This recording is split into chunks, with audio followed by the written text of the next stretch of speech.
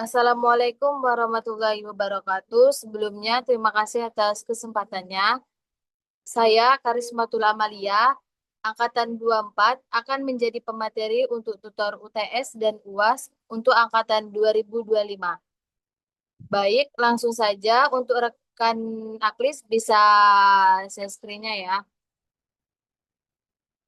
Yang pertama yaitu, mengapa Anda mempelajari usul fikih dalam ekonomi Islam? A. Untuk bisa memecahkan suatu permasalahan baru dalam ekonomi Islam. B. Terjadinya banyak perubahan dalam aktivitas ekonomi, bisnis, dan keuangan. C. Mencari aspek kemaslahatan dalam transaksi ekonomi, bisnis, dan keuangan syariah. D. Semua jawaban benar. Jadi jawabannya itu D. Semua jawaban benar. Karena usul fikih itu seperti alat berpikir dalam Islam. Kita mempelajari karena untuk menyelesaikan masalah ekonomi baru, misalnya vintage, kripto, dan lain-lain. Karena aktivitas ekonomi tersebut berubah agar setiap transaksi maaf, rekan, tetap membawa kemaslahatan, manfaat, dan kebaikan. Jadi semua jawabannya benar. Yang kedua, perbedaan antara fikih dan usul fikih. A. Fikih adalah pondasi dan usul fikih adalah bangunannya. B. Fikih adalah pemahaman dan usul fikih adalah penjelasan. C. Usul fikih adalah dasar dan fikih adalah pemahaman. D. Semua jawaban benar. Untuk jawabannya yaitu C. Usul fikih adalah dasar dan fikih adalah pemahaman. Penjelasannya yaitu usul yaitu tuh dasar atau metode untuk mengambil hukum. Kalau fikih itu hasil pemahaman hukum itu. Ibaratnya itu misal usul itu cara memasaknya dan fikih itu hasil memasaknya. Gitu. Yang ketiga, ulama yang pertama membukukan keilmuan usul fikih dalam bukunya Al-Risalah adalah A. Imam Abu Hanifah, B. Imam Malik, C. Imam Syafi'i, D. Imam Ahmad bin Hanbali. Jawabannya itu Imam Syafi'i, karena Imam Syafi'i adalah orang pertama yang menyusun ilmu usul fikih secara sistematis dalam kitab Al-Risalah.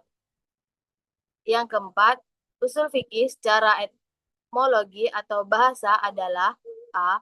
Suatu hal yang dibangun di atas sesuatu yang lain. B. Suatu pemahaman hukum. C.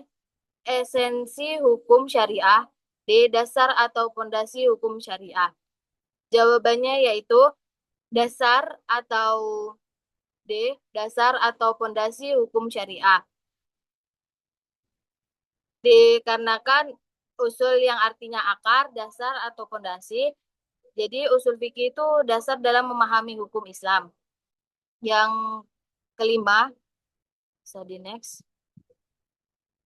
Fikih secara etimologi atau bahasa adalah A. Pemahaman, B. Pengetahuan, C. Pelatihan, D. Pembibitan. Jawabannya yaitu A. Pemahaman. Eh, karena fikih artinya memahami secara mendalami, khususnya tentang hukum Islam. Yang nomor 6 yaitu usul fikih membahas tentang A. Kajian ekonomi Islam, B. Mujtahid, C. Sumber-sumber dalam hukum Islam, D. Kias.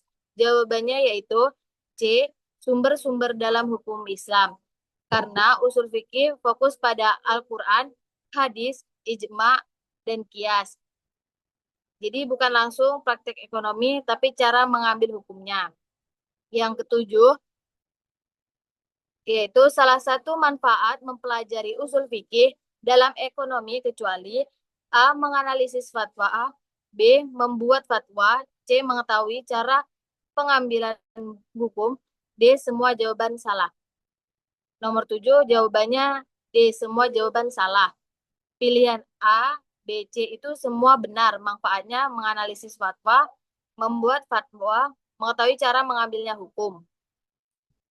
Karena pertanyaannya itu kecuali, maka jawabannya D. Yang nomor 8, pada masa Nabi Muhammad SAW, pengambilan hukum melalui Al-Quran dan A. Al-Quran, B. Al-Hadis, C. Ijtihad, D. Semua jawaban salah. Jawabannya yaitu B. Al-Hadis.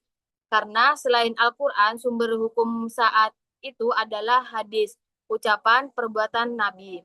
Karena Nabi adalah langsung penyampaian wahyu dan penjelasannya. 9. Penetapan hukum pada masa sahabat ketika lokasi jauh dari Nabi dan tidak ada kasus hukumnya di dalam Al-Quran dan Al-Hadis lewat A. Quran Al-Hadis, B. Ijtihad, C. Pendapatan ulama, D. Qiyas. Jawabannya yaitu B. Ijtihad. Karena kalau tidak ada Al-Quran dan hadis, sahabat menggunakan ijtihad. Ijtihad itu pemikiran sendiri dengan ilmu. Ini awalnya perkembangannya metode hukum Islam. 10. Sahab, mohon maaf, ada salah seorang sahabat Nabi yang diutus ke Yaman. Saat ini Nabi menanyakan kepada perihal pengambilan hukum. Percakapan antara Nabi dan sahabat tersebut menjadi dasar dalam menetapkan ijtihad. Siapakah sahabat Nabi itu? A. Imam Abu Hanifah, B. Imam Malik, C. Imam Al-Syafi'i, D. Mu'az bin Jamal. Jawabannya yaitu D. Mu'az bin Jamal. Karena Mu'az bin Jamal ditanya Nabi dengan apakah kamu memutuskan hukum? Jawabannya yaitu Al-Quran, hadis, ijtihad. Ini terjadi dasar penting dalam ilmu usul fikih.